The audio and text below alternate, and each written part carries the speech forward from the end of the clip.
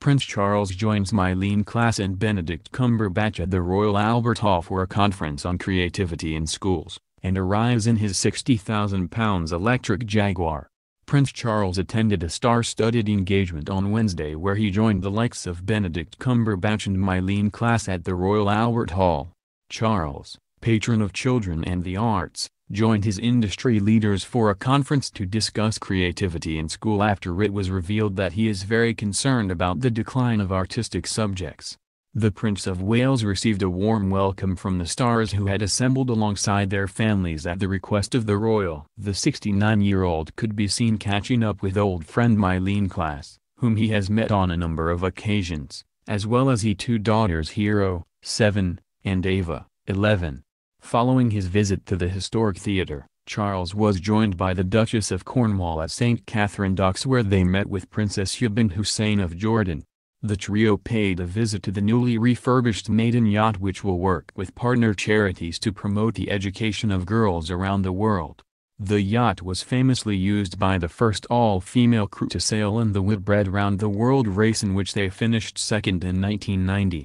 At the Royal Albert Hall event, broadcaster and professional classical musician, Myleene said, "The idea that someone can look at the arts and decide that it is a softer subject has never had to sit in a hot, suffocating practice room for 8 hours just to try and perfect a piece. The dedication that it takes, the life skills that you learn, are second to none." Other celebrity guests included actor Benedict Cumberbatch who was seen having a stimulating conversation with His Majesty alongside Amanda Holden and Arlene Phillips.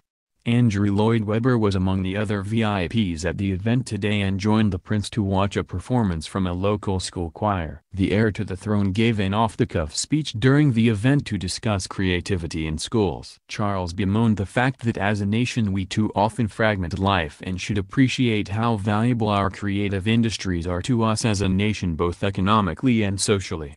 Highlighting the role his own grandmother, the late Queen Mother, had in encouraging him to embrace the sphere. He said, "It seems to me that we fragment life too often. Apart from the joy of all the arts, it is a very good discipline. It makes you look." And I think half the problem nowadays is that people aren't encouraged to observe and really look. I know so many actors, actresses and musicians are there because they have had a grandmother, a mother or father or teacher who inspire them to take interest. As a result, we in this country have a fantastic reputation for its creative industries. We don't realize enough how much these creative industries contribute to our whole economy. If you are thinking just in purely economic terms it's worthwhile, but also in terms of developing the whole person and having a real understanding about life, the arts and the creative side of life is vital. So of course our engineering skills and all these things. But we mustn't see things in separate compartments. I hope that we might be able to understand the need we have in this country to ensure these things are joined up and operating in harmony. The prince had earlier arrived at the Royal Albert Hall in London in a new electric Jaguar costing £60,000 that he will now use for official engagements.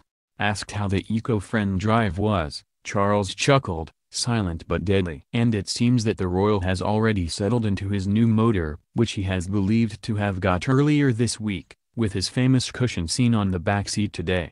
It has previously been reported that the 69-year-old always travels with a cushion to sit on to help his sore back. He first attended a round-table discussion with luminaries including Lord Lloyd Webber and his brother, musician Julian, about how to encourage creativity and the arts in schools.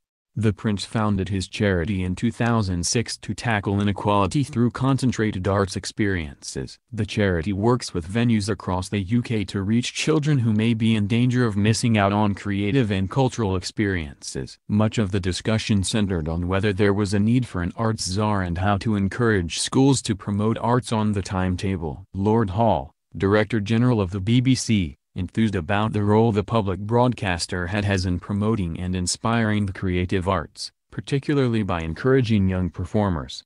"This is about us all working together on the things that matter to us," he said. Lord Lloyd Webber also called for a new music czar and said, "Arts and education, whatever anyone likes to say, has had their funding reduced. I believe this to be a great, Great mistake. It's also about the attitude of teachers and wanting children to embrace and enjoy arts in the widest possible form. The arts on the widest level are vital to this country. It's not just about turning kids into musicians or telling them to go into the theater or whatever. It's about empowering our kids. We owe it to our kids that we do exactly that. He then paid a visit to the Old Vic Theatre in celebration of its 200th anniversary, where he took a seat alongside Imelda Staunton for a performance. It was revealed today that His Royal Highness is very concerned about the decline of the arts in schools, the boss of one of his charities has said. Rosie Millard, chief executive of Charles's Children and the Arts Organization, made the comment before stars gathered to discuss the issue at his request.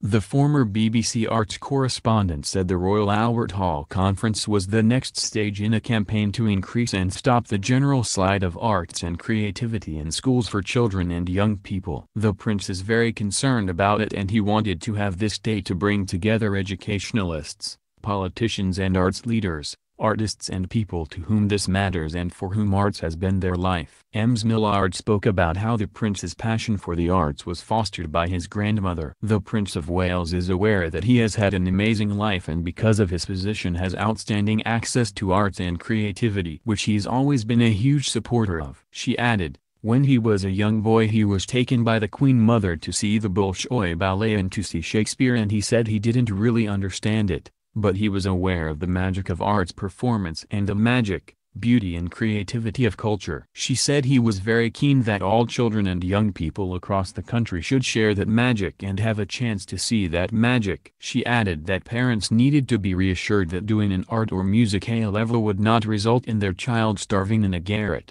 Ms. Millard went on to say that the arts should not be the preserve of the middle classes at home and should be baked into the school day. The coalition government, during Michael Gove's tenure as Education Secretary, introduced the English Baccalaureate, (EBAC), which measures the numbers of pupils achieving a grade C, or grade 5 under the new grading system, at GCSE in English, maths, science, history or geography, and a language. There were concerns at the time the focus on these core subjects would squeeze out others, such as art and drama. The Royal Albert Hall event will see leading figures from movies, music, television and politics discuss the state of the arts and creativity in schools.